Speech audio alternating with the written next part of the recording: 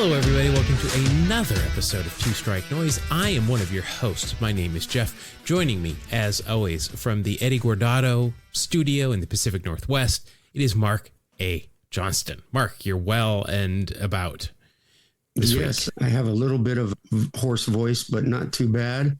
And the Eddie Guardado studios, as we call them, Everyday Eddie Studios, you know, nice and comfortable. And I've got the heat turned up and I'm feeling pretty good. So we're ready to go.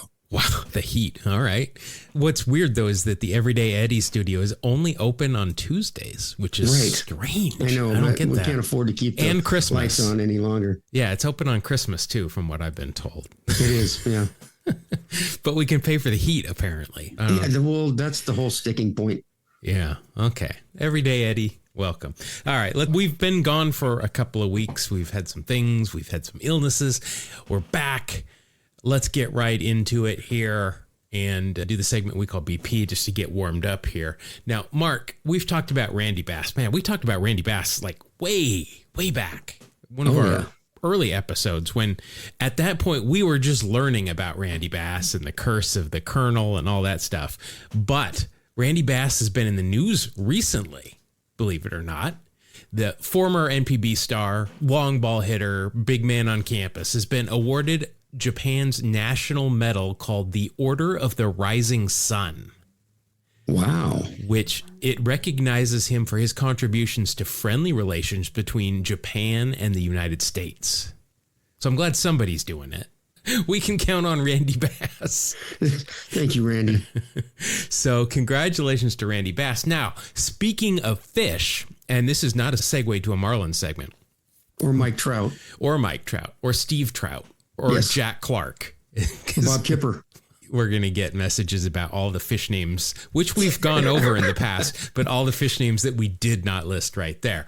But I want to talk about Wade Boggs because, of course, fish. Wade Boggs. Wade Boggs is the GFA world record holder for the longest bluefish ever caught. I didn't know that. I didn't either, but there was a lot of social media posts going around last week showing this, and they were reposting something that happened in 2013. So Wade Boggs has held this record for 12 years now. Wow. I did go onto their website, and I did confirm he does still hold this record. It happened in 2013 at Shrewsbury Rocks in New Jersey. Where Shrewsbury does rock. So does Cleveland, from what I've been told. But this bluefish, which there is a picture of him holding it here, is 87 centimeters, which I have no idea what that means in American length. Because no clue. We speak American here on this podcast. But congratulations to him. Hall of Fame baseball player, beer aficionado, accomplished comedic actor, often overlooked serious actor in that one movie where he was a cop, and world record holder for longest bluefish. I did look up billfish. Steve Garvey is not listed as he's not the record holder for billfish. Shoot, that's a whole new move into two-sport athletes. Yeah, I mean, Wade Boggs a lot of his time is taken up in acting. I mean, it spans from the late 80s all the way to, he makes an appearance on It's Always Sunny every now and then as a ghost because he's passed away, R.I.P. Right. So, Mark, last week, or maybe a week and a half ago at this point, Eugenio Suarez, 4 home runs in one game. Incredible. Yeah, that was a pretty big deal. Yeah, it didn't help. They lost, but he still hit 4 in one game, which led me to think about Mike Cameron because he is like the second player I ever think of when I hear of 4 home runs in one game. Is he number one for you, I would guess, though? He is. He's number one. I believe Mark Whitten would be my second thought. Yeah. See, mine are flip-flopped because I've got hard-hitting Mark Whitten just because that is just like one of the best nicknames ever. Absolutely. But what it did is it kind of led me down a rabbit hole that led me to a quote that I had never heard before. And this is from Mike Cameron. But this kind of quote seems like it should be up on our wall of honor of quotes here in the Two Strike Noise studio. We can put it right under the Mookie Wilson quote and his thoughts about dinosaurs, believing in them because they believe in him. That's right. This is Mike Cameron's quote after he, in the outfield, lost a ball in the sun. He said, quote, "The sun's been there for 500 to 600 years." That means people in the 1800s, no sun, apparently. It just, before that, no sun. He didn't say it's only been 500 or 600 years. It's implied the sun's been there because it moves. I mean, it's not like it's been in one spot for 500 to 600 years. It's good thing, too. Yeah. Speaking of 4 home run games, I did some research on them, and I found that Ed Delahanty did it for the Phillies in 1896, probably in darkness, if I'm being honest, Cameron. July 13th, 1896. But get this, 2 of his 4 home runs were inside the park jobs. Oh, wow. I don't know. Now, in 1896, there might not have been an outfield wall where they were playing. So it could have just been, kept rolling. I don't know. But 2 of his 4 home runs were inside the Parkers, which is unheard of in my mind. But there have been 19 total 4 home run games in the history of baseball. And the last couple of ones I'd heard about, the team lost for the player that hit them. But I looked it up. The record in 4 home run games is 16-3. So generally it helps. Yeah. When you give somebody hit 4 home runs in one game, it generally is good. Yeah, I think it's a good thing.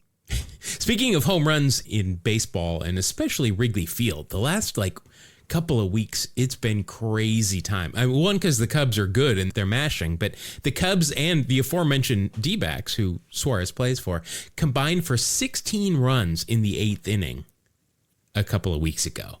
That is the most runs in an inning in the history of Wrigley Field. And there's been some high-scoring games at Wrigley Field. There has been. I'm going to tell you about one. So, of course, Wrigley, we've talked about this before, opened in 1914. Cubs weren't even a thing then. This was opened for the Federal League Chicago, I think it was the Whales, either the Whales or the Orphans. I don't remember which. And that's just off the top of my head, so I apologize. But the Cubs didn't come to play in Wrigley until 1916. But the prior record happened in August of 1922, and it had been 15 runs in one inning. So they just barely scraped by it. But that time, that was against the Phillies. That time that they scored 15 runs, the Phillies scored 1, the Cubs scored 14. So this game, Mark, where the Cubs, that wasn't the only inning, by the way, that the Cubs scored in double digits. They scored 10 in the second and barely hung on to beat the Phillies 26-23. Wow. Let's see. The Cubs had 25 hits. The Phillies had 26. There were 9 errors combined. Guess how long this game took, where they scored 49 runs, had 51 hits and 9 errors. I would venture 5 hours. Oh, no, this is 1922, remember? But it wasn't an hour and 56 minutes. 3 hours and 1 minute to play that game in front of 7,000 people. The wind was blowing out that day. Now, it says it was played at Cubs Park.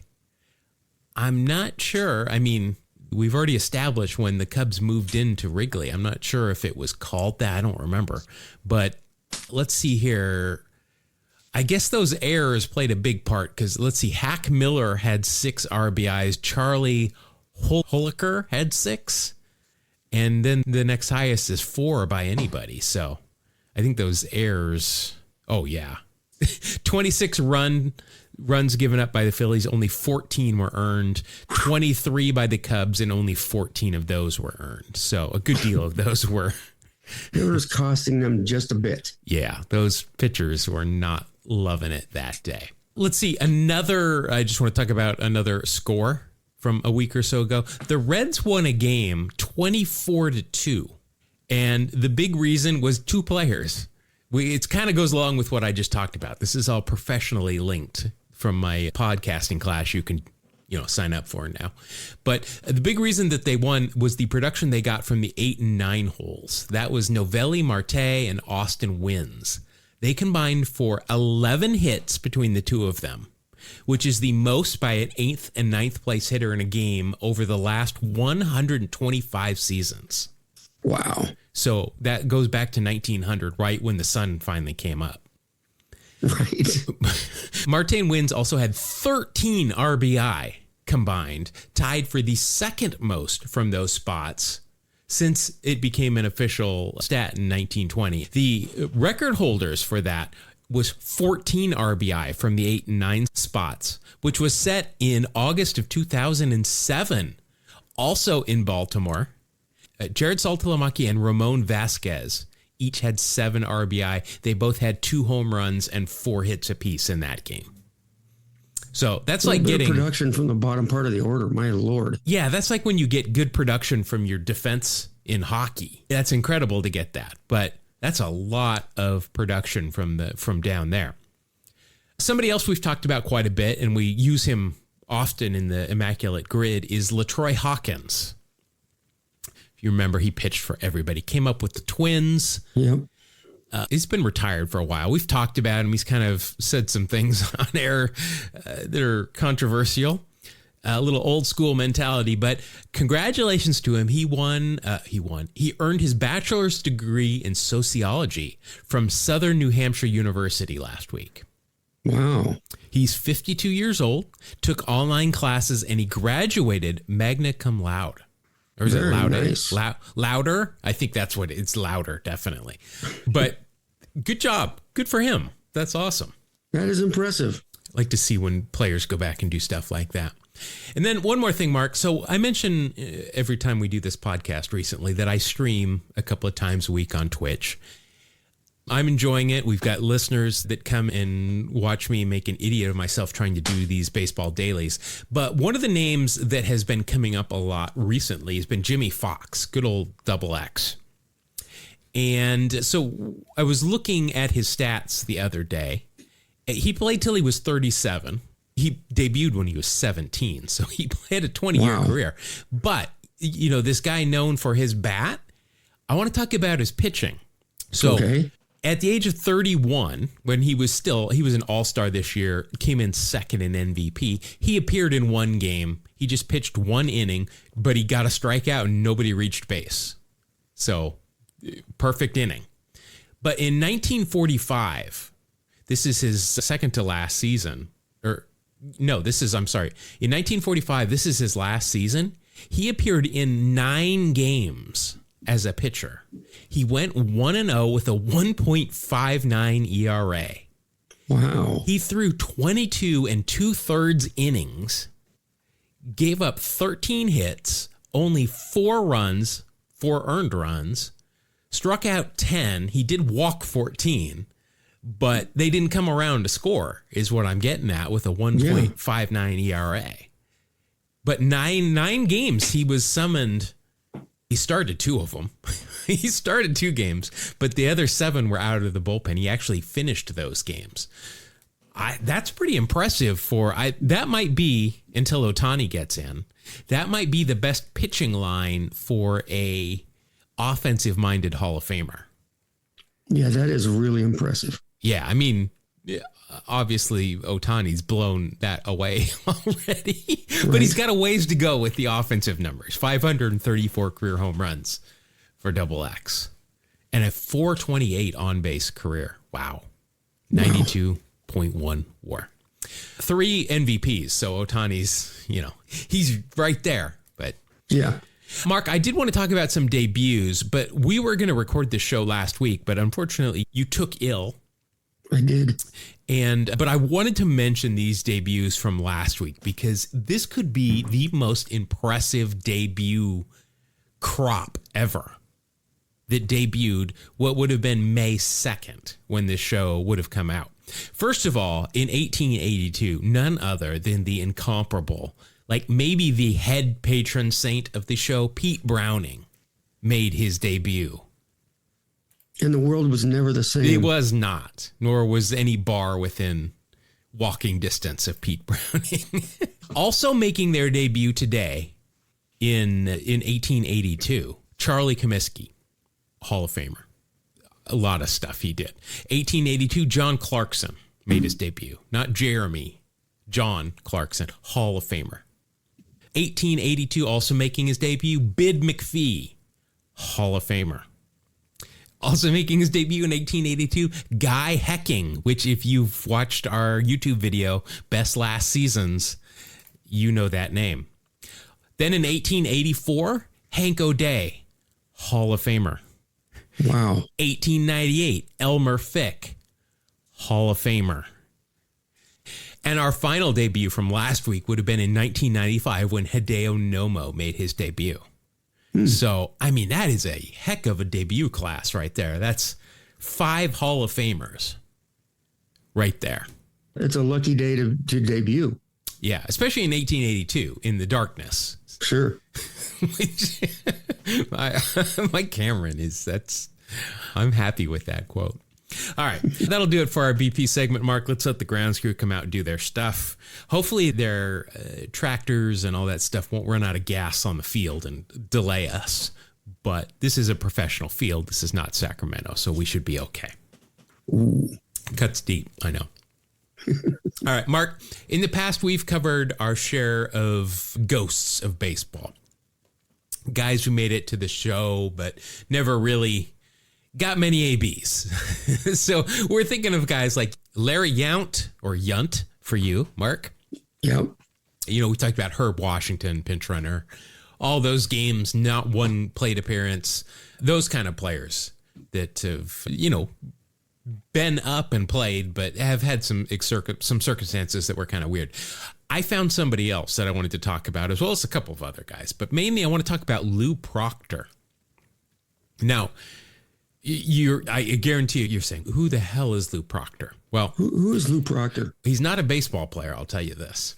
Okay. He was a telegraph operator. In 1912, he was essentially a stringer. He is getting information and he is sending it out on the telegraph so that people can pick it up and get updates for baseball scores and box scores and that kind of stuff. And in 1912, I can't blame him here. He slipped his own name into a St. Louis Browns box score as a pinch hitter who drew a walk. He just sent it out, did it. Now, obviously, there weren't a lot of people fact checking in 1912. Not a lot of fact checkers on the old telegraph wire. So this part of the box score was there and people just took it as gospel. And he eventually made it into the first edition of the Baseball Encyclopedia. So wow. That's pretty cool. Now, decades later, researchers finally said, oh, who is this Lou Proctor? I have no idea who this is. They did some research and they eventually figured out that this at-bat was actually supposed to be credited to Pete Compton. But Proctor's kind of ghost runner there had always been just taken for granted as that's who it was. So Lou Proctor has since been removed and the plate appearance has been credited to Pete Compton, but Lou Proctor was at one point in the Baseball Encyclopedia, though he was just a telegraph operator. That's funny. Now, if you think about it, Mark, put yourself in 1912, all right? The Titanic, it's gone down because we're in the middle of baseball season here in 1912. Fenway Park is opened now, 1912. You're a telegraph operator. You've been tapping about the Titanic. You've been tapping about Fenway. Would you sneak your name in somewhere if you had the chance? I think on a busy news day, I might give that a shot. Yeah. And are you just walking as a pinch hitter or are you hitting a home run? Are you singling? That's a tough one because you can't be obvious. I think you can and could. The game-winning home run. Yeah, maybe not like that, but there's no fact checkers here. I mean, there's not people on social media just waiting for you to say something wrong. They're just going to see this and probably have no idea. Mark A. Johnston, he's a good hitter. Good hitter. There's another one here that was been credited with things that he didn't actually do. It's Albert W. Olson, but you will find him still in the Baseball Encyclopedia. For 35 years, he was credited with a 1943 pinch hit appearance for the Red Sox, where he walked, he stole a base, like he did a good job. Problem is he was in the minors at that point, but kind of like I was saying, lack of fact checking. There were outdated rosters. No way to confirm who was actually on the active roster a lot of the times, even in 1943. And so they had an outdated like roster from the year before when he had been up, and they matched up his number, didn't know who this guy was. So he got credited for some ABs. Likely they were Leon Culberson and Johnny Laser, which is a great, like, that seems like a comic book name. Johnny Laser. Yeah. But that is an awesome name. I might take it up. That might be my new pseudonym. You're going to be Jeff Laser or just no, Johnny Laser? Yeah, Johnny Laser. That sounds pretty cool. Even Culberson, though, didn't remember that it was him. He didn't know if he had pinch hit and stole a base in this game. Eventually, Major League Baseball credited it to Laser, I guess, since Culberson didn't claim it. But again, this is 1943, so I seem to remember hearing things about even like from the 70s where people would get credited with things that were not them. It's just, I mean, it doesn't happen anymore, but it did. Speaking of things that also happened, Chet Ken logged just 3 games with the 1942 Brooklyn Dodgers, a team stacked with memorable names like Pee Wee Reese, Archie Vaughan, Joe Medwick, Billy Herman, and of course, two-strike favorite, Frenchie Bordigheri. Yes. But despite the all-star company, Ken's Cup of Coffee, it looks a little strange in the record books because the box scores were misaligned when he was those games that he played, making it look like he actually played for longer than he did. So if he batted those 3 games in the number 7 hole, let's say, the box scores, a lot of them for that year, were misaligned, and his name kept running in these box scores. So here's the weird thing. Ken started playing professionally in 1939 at age 17, and people just assumed all of those guys that were just above replacement guys who floated around the big league, they kind of thought he was one of those guys that kept going up. But no, he had 3 games at 20 years old, and his third appearance that he separated his throwing shoulder, and just like that, he was done. He spent the next 8 years bouncing around the minor leagues, trying to come back, but never made it back up to the big leagues. But everybody thought that he had this huge career because of those misaligned box scores, but he actually only played one season, 30 years old. Or I'm sorry, he only played 3 games at 20 years old, and that was it. But he kicked around the minors for a long time, but everyone referred to him as a major league veteran and would come to him for advice. That's awesome. And then the last guy I wanted to talk about is Paul Schreiber. So his stat line, if you look him up, it kind of looks like a typo. He has just 2 years in the major leagues. They are 22 years apart. What? Yeah, he pitched for the Brooklyn Robins in 1923. Then he was sent down and bumped around in the minors for a little bit. No scandals, no retirement, just his arm had kind of given out on him. But he stuck around the game, played through the minors, played semi-pro ball, and eventually became a batting practice pitcher for the Yankees. Then, during World War II, when rosters got pretty thin because players were going to serve their country, the Yankees said, hey, let's give that BP guy a shot. We're short a starter today. And just like that, in 1945, at age 42, he was back on the mound in a major league game. So 1923 and then 1945. That's incredible. That is. Now, between his 2 major league appearances, Lou Gehrig debuted, played his full 17-season career, became the legend that was Lou Gehrig, and passed away between Schreiber's appearances in the big leagues. So the other streak. Yeah, that one is, I'm not sure anybody's going to beat that. No, I don't think so. Yeah. All right. So those are just some strange guys that I kind of consider ghosts. One like Schreiber was a ghost, and then he kind of floated somewhere else and then eventually came back. But definitely Lou Proctor was a ghost for sure. Chet Ken, which is kind of a cool name. Not as good as Johnny Laser, but it's kind of a cool name. He, just got a lot more credit than I think he probably deserved. All right, Mark, it is time. We haven't played for a while. We haven't. It's I've time. been stalling because, I don't know if I have it in me to win a season. We're, of course, talking about Wax Packs Heroes. And, Mark, we're going to talk no more until we play this theme that we have spent a lot of money for. Wax Pack Hero! Gotta pull a Wax Pack Hero! All stars in his eyes! Hero! On the podcast tonight! All right. So, yeah, Mark, if we look at the scoreboard, we're playing first to 20. I am the defending one-time champ.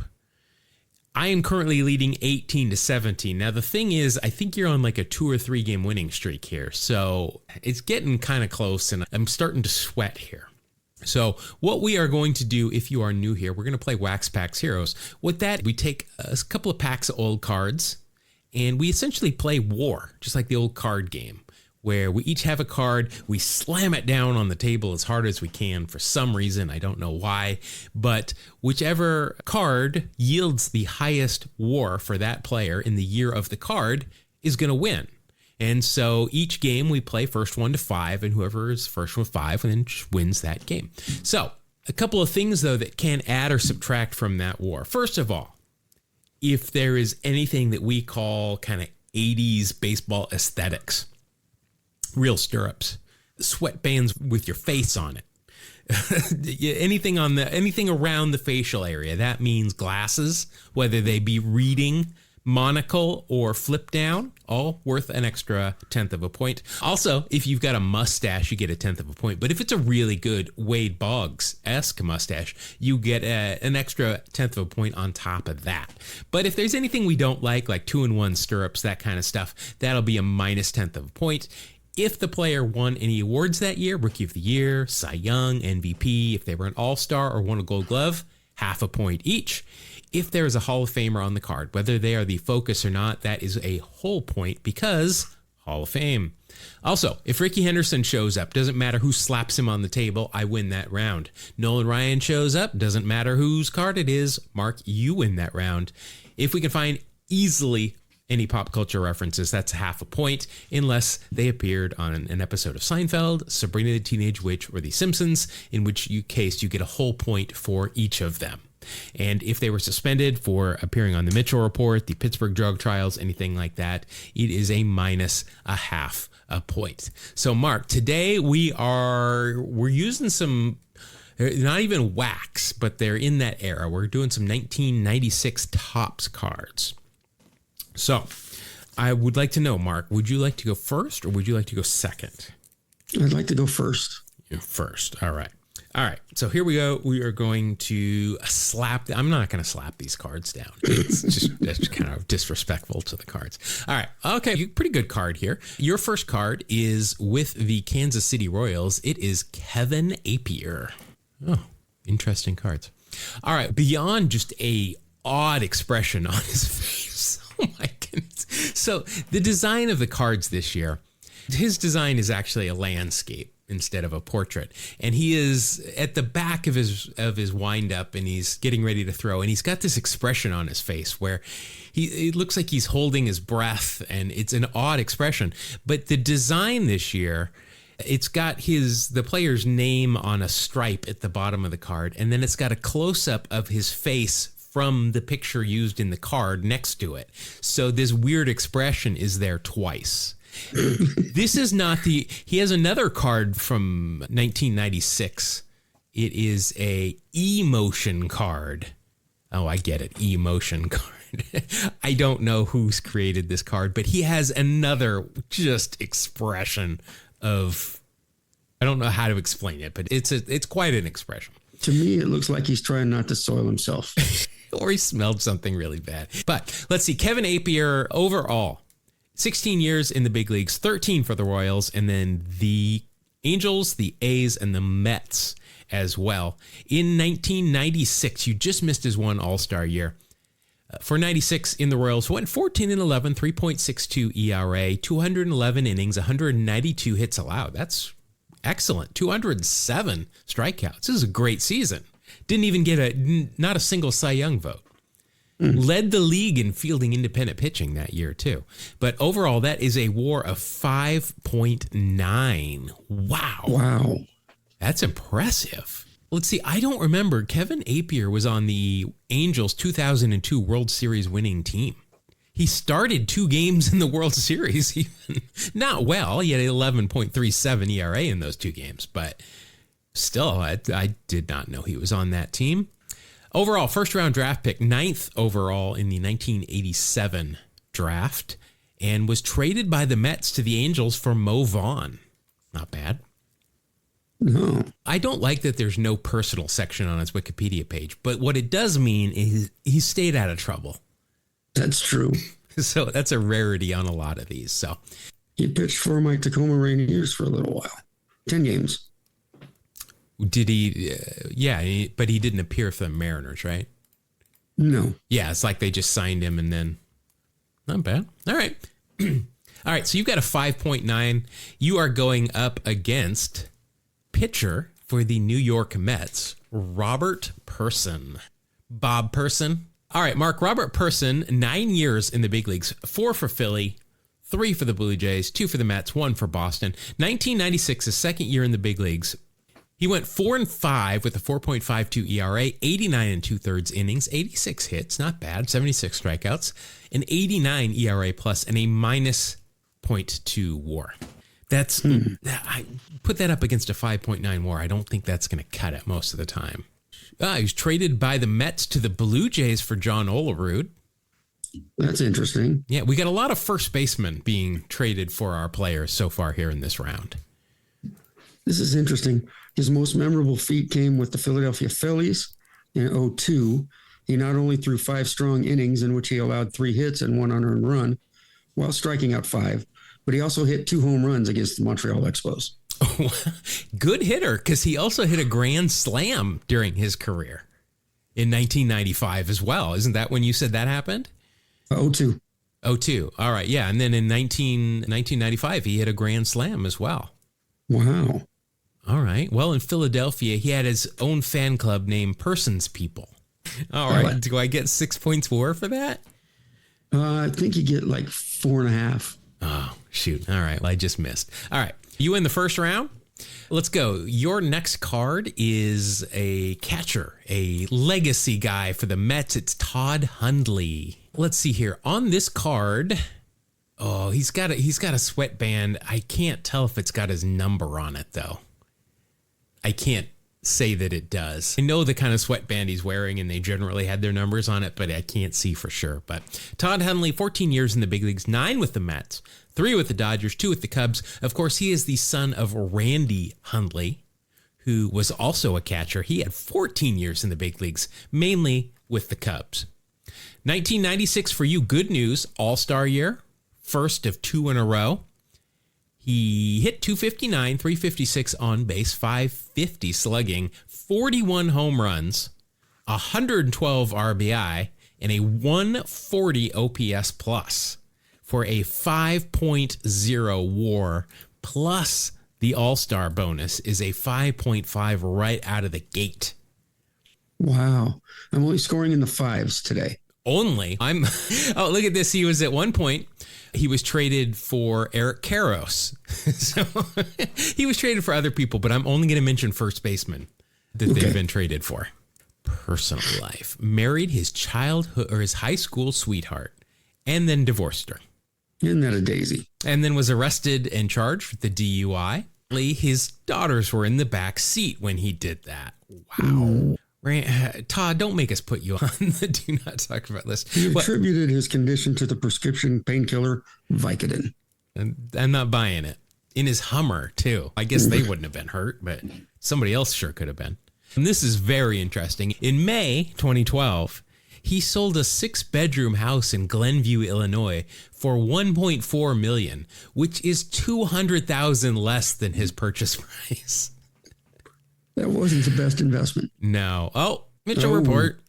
Revealed clubhouse attendant. Oh, he sold PEDs to Hundley at one point. So that's going to be a minus 0.5. All right. You're still at 5 even, so it's a good pull. And you will be going up against, for the A's, Jason McDonald, who I do remember, but I can tell you he's not going to. That's the mascot for McDonald's, right? I could be wrong, but I think his name was Ronald. Oh, McDonald. yeah, you know what? You're right. Yeah. Let's see here. Nothing on this card is going to help me out. Let's see. I wonder, so he was on the team when McGuire was still there. Did they call him Little Mac? Probably. I mean, his numbers are, comparatively, definitely little. Overall, 4 years in the big leagues, 3 with Oakland, 1 for Texas. And the bad news for me is he did not make his major league debut until 1997. So that doesn't help me at all. Overall, a career WAR of 2.6, though. So I'll take it. Productive. Yeah. Very short Wikipedia page. Yeah, that's it. So that is, wow, that's another easy one for you, and it's 2-0, and I've got the bullpen going already. All right. Your next card is from the Texas Rangers. It is Matt Whiteside. Wasn't that a TV show like in the 70s? Matt Whiteside? I think you're thinking of something else, but maybe it was. The only reason I know that there was a show called Whiteside is because on some webpage I was looking at about old TV, it showed there was a show called Whiteside that I'd never heard of from like the 70s from an actor I'd never heard of, and it stuck in my brain apparently. But all right, let's see. Matt Whiteside, overall, 11 years in the big leagues, Texas for 6, the Padres for 2, and then Atlanta, Philadelphia, Toronto for 1 apiece. In 1996 with Texas, he appeared in 14 games, a 0-1 record, a 6.68 ERA, 32 1/3 innings, 43 hits, 15 strikeouts. That is a 79 ERA plus and a minus 0.1 WAR. You broke your streak. Yeah. Let's see. His career was a 0.7 WAR, so you were not gonna get it from him either way. Not as short. 1996, served as a guest judge at the Miss USA pageant. Oh, nice. But unfortunately for you, in 2005, suspended for violating minor league baseball steroid policy. Whoops. Yeah, I think that's going to have to go against you, I'm afraid. That's any kind of PED suspension. Majors or minors are going to do that. Let's see, played for the Yokohama Bay Stars for a couple of years and became a closer in the minors after that. But overall, that is a minus 0.6 for you. So I've got a chance here. And you will be going up against Chicago White Sox first baseman Greg Norton. I remember Hawk Harrelson used to call him like that, like I think it's from the Honeymooners, right? Yeah. He's got a mustache. That's about all I can say. He's got a mustache. Overall for Norton, now I got to stop saying it that way, 13 years in the big leagues, 5 with the White Sox, 3 with the Rockies, and then various years for several teams, including your Seattle Mariners in 2008, Mark. You remember that? I don't. No, neither do all 6 games that he appeared, but no. 1996 was his rookie year. He got into 11 games, hit 217, 333 on base, 478 slugging, 2 home runs, 3 RBI.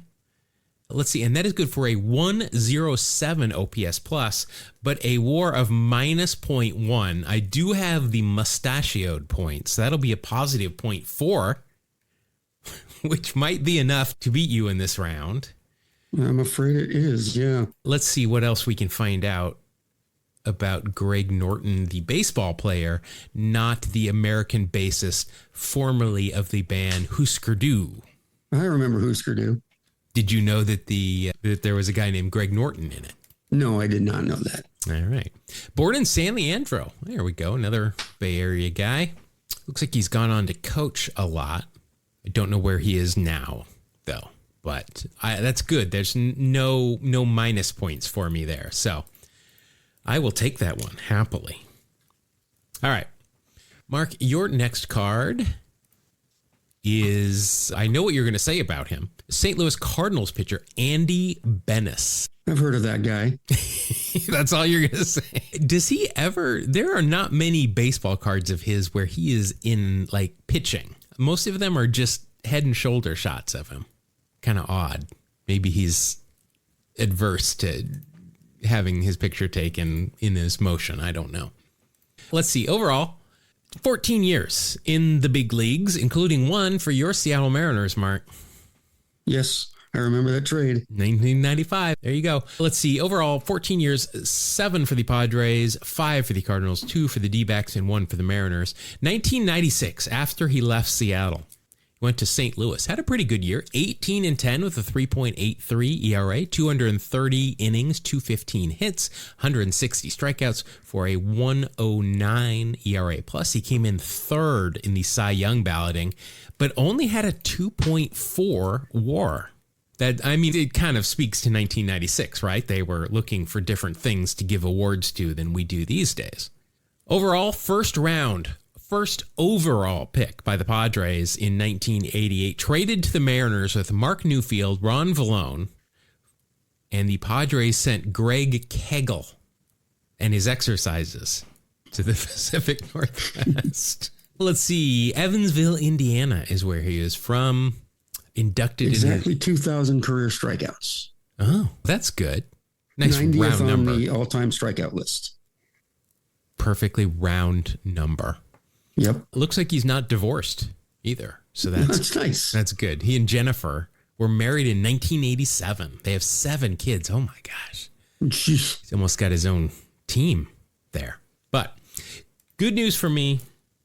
That's not for me so much, but that's a 2.4 for you. So let's see if I can beat that. I don't think I'm going to. I have got Matt Franco from the New York Metropolitans. Not John Franco. Not John Franco. And not Franco Harris. I wasn't going there. Nothing on the card is going to help me out. Matt Franco. This is kind of like the guy that we talked about earlier. It seemed like he was in the big leagues a lot longer than he was. 8 years, 5 with the Mets, 2 with Atlanta. I remember that because it was right when I was working in Atlanta. He was on the Mets and then he came over, and then the Cubs is who he came up with. In 1996, his first year with the Mets, only appeared in 14 games, hit 194, 235 on base, 323 slugging, 1 home run, 2 RBI, a 49 OPS plus, and a minus .1 WAR. I'm just getting blown out here today. You're going to get pop culture points. Oh, okay. His uncle is Kurt Russell. Oh, okay. But alleged PED use will also negate go against that. You. Yeah. So but even more than Kurt Russell, says grandson of Bing Russell. There you go. Bing Russell owned the Portland Mavericks. Yeah. Yeah. That's the Maverick. You have to say the Mavericks though, right? Because they were all that. Oh, now this, I have never heard this story, and this is on Wikipedia. So take it with a grain of salt. And I think we've talked about it, that his father was the bus driver for the Yankees during spring training, or maybe even not, just all around. But when Lou Gehrig, again, we've talked about him, was weakened by illness, he gave Russell the bat he used to hit the last home run with before retiring. Oh, wow. So that's pretty impressive. And he was in a movie called Johnny Ringo. Do you think that had to have been about the outlaw, right? You would think so, yeah. Yeah. Let's just assume so. Johnny Ringo, you look like someone just walked over your grave. Very nice. All right. Unfortunately for me, that's another win for you. You're up 3-1. All right. Your next card is none other than Mike Kelly with it says Atlanta here. Not King Kelly, by the way. Mike Kelly. He wasn't the king. No, a little not bit, royalty. Not quite, a little bit too modern to be King Kelly. Let's see, overall 6 years in the big leagues, kind of odd. His baseball reference page has 94 through 99, which are his 6 years. And then 2000, 2001, 2002, it says did not play. And that was it in the big leagues. It looks like he played in 2003 and 4 in AAA, but never got called back up. Okay. But let's see, in his 6-year career, 1996, he hit 184. This is in 19 games, 333 on base, 327 slugging, 1 home run, 7 RBI, 4 stolen bases, 0 caught stealing for a 76 OPS plus, and a minus 0.1 WAR. There we go again. Yeah, that defense minus 0.1 not have been helping him. First round pick, second overall by Atlanta in the 91 draft. Wow. Oh, here I can say this. He was traded at one point for Dimitri Young. Okay. Demeet Hook, baseball card collector extraordinaire. In 1990, he won the National Player of the Year award, the Golden Spikes Award, with Arizona State. All right, that's a good thing. Not a lot else here going on. No drugs though, so that's good. All right, so you have got a minus 0.1 for Mike Kelly. I'm rooting for somebody that didn't play this year. That's what I'm rooting for. Possibly, I've got Sean Gilbert of the New York Mets. Sean Gilbert. I have not heard of Sean Gilbert, which again, I think is a good thing. Let's see. 3 years in the big leagues overall, 2 with the Mets and then the Dodgers and the Cardinals. I've struck gold here. He debuted in 1997. So no 96 for me. Just what you wanted. Yep, I'll take it. He was drafted in the second round twice, but did not sign, and then dropped to the 12th round and did sign with the Twins. Currently head baseball coach at Servite High School in Anaheim, California, and I'm sure I'm not saying that right. It's interesting. He played in 51 games, but had 47 at bats and scored more runs than he had actual hits. He probably pinch ran quite a bit then, I assume. Yeah. 2 other examples are Charles Gibson and Glenn Barker. I remember Charles Gibson. I think He was quite an athlete. Atlanta for a while, like in the 80s, late 80s, I think. All right. I'm going to take that one.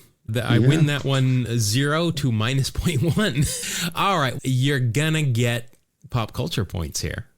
You have got pitcher for the Baltimore Orioles, Esteban Yan. Oh, yeah. Yes. Simpsons. You've got not even just pop culture reference. You get Simpsons reference there. Yes, that's right. So, yeah, I mean, he wasn't on it like the Homer at the bat, but they mention him. And we're going to say if they mention you on The Simpsons, yes, that counts. So that'll be that's a whole point right off the bat. Damn. Nice. All right, Esteban, overall, 11 years in the big leagues, 5 for the Rays, 2 for the Angels and Baltimore, and then seasons for Detroit, St. Louis, Texas, and Cincinnati. 1996 was his rookie year. No record, 4 games, 9 1/3 innings, 13 hits, 7 strikeouts for a 88 ERA plus and a WAR of 0. He does have, no facial hair there. You might win just off the fact that he was on The Simpsons, which that's right. is, I'm not going to lie, quite an accomplishment. Traded by Atlanta with Roberto Kelly and Tony Tarasco to the Expos for Marquise Grissom. I remember that trade. Let's see. He pitched for Hanshin, the Tigers, in the NPB. He went to Korea, went to Mexico, where he played for the Bridgeport Bluefish, which we know who holds the record for the longest bluefish ever caught. That's right. And it's come full circle. That's right. And here it is. Jan is the first member of the Rays to be named on The Simpsons in 2003.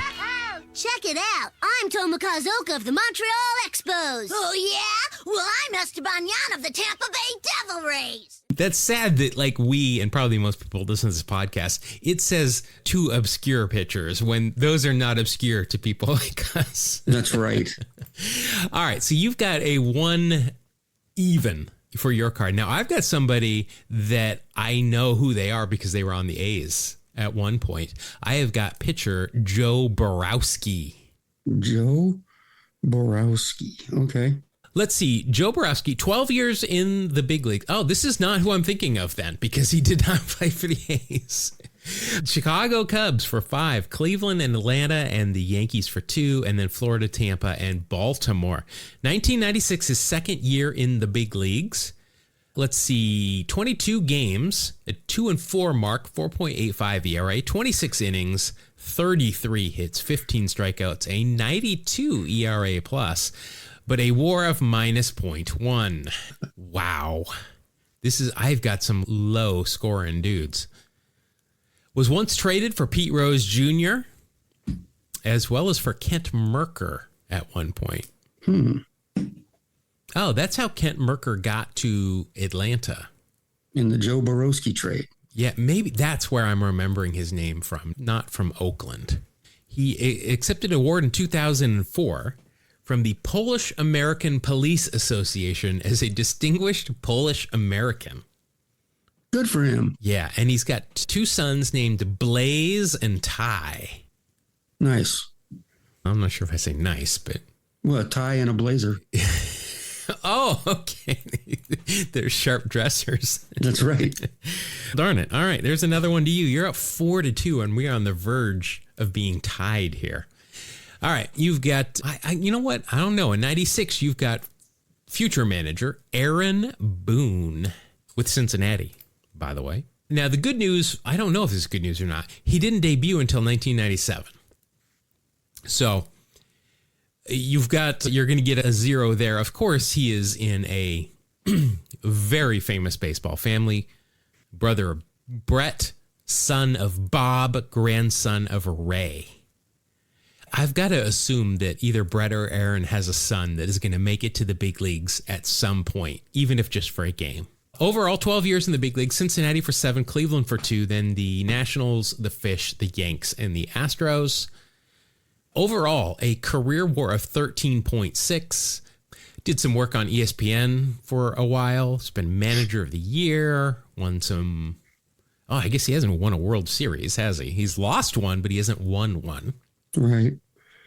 I remember this. He had surgery to implant a pacemaker in 2021. Okay. We've talked about him before because I remember as a descendant of pioneer Daniel Boone. That's right. And his wife, Laura, was a Playboy Playmate in 1998. Go, Laura. Go, Aaron. I mean, that's nice. Oh, okay. Hi, Laura. Had to check it out. I mean, oh, wait, no, that's not her. Oh, I guess there's no picture easily available. All right. We'll just assume that it's probably pretty good. All right. So you've got a 0. There's no pop culture references there. I mean, besides, he did games on ESPN, but I'm not sure that's pop culture. You will be going up against Ryan Hancock, pitcher for the Angels. I remember this guy. I don't know why. He played 1 year, and that's it. But it was 1996, his only year in the big leagues. I'm sure I just remember him because he's on the Angels. He only appeared in 11 games, but I remember him very vividly. He went 4-1. 27 2/3 innings, 34 hits, 19 strikeouts, a 66 ERA plus, and a WAR of -0.3. Another BYU product was traded. Okay, maybe this might be why he's stuck in my head a little bit. Traded by the Angels with a player to be named later to the Padres for Ricky Henderson. I'm betting that is somehow why he's embedded in my memory at some point. Gotta be.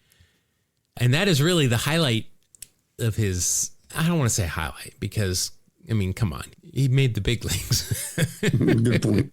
Yeah. So the bad news for me here is that your 0 is going to win there. Nice. Because last I checked, a 0 is greater than a -0.3. And we are now tied at 18 apiece. What the heck? It's one of the most exciting seasons ever. Yeah. I mean, not so much for me. We're melting down here. But, shoot, we're going to have to... I'm definitely flipping the spread, though. Nobody's eating for free tonight. All right. That'll do it. Congratulations, Mark. We are tied up at 18 apiece. I'm going to say that we're going to crown a winner in the next 3 episodes. For sure. You think? I'm going to go because you don't have to win by 2. You just have to win. No. Yeah. All right. That'll do it for this rendition of Wax Packs Heroes. That'll also do it for this episode. Thank you for joining us once again. If you want more of us, you can find us in the show notes. We've got all the links, or you can just search 2 Strike Noise. That's TWO Strike Noise in your favorite search engine. Make sure, I'm just going to keep saying it, to come join us on Twitch Monday, Wednesday, Friday at 9:00 a.m. Pacific time. So if you're on the East Coast, that's lunchtime. Perfect time to jump in. I'm only on for like half hour, maybe an hour. And you can also watch the VODs anytime after that if you don't want to, interact with me, that's fine. But also, Mark, we have an email address you want to tell them about. Sure, you can write to us at Two Strike Noise. Spell it out, TWO, strike noise @gmail.com. All right, that's going to do it for this episode. We will see you again on the next episode of Two Strike Noise. Thank you. God bless you. Have a great day.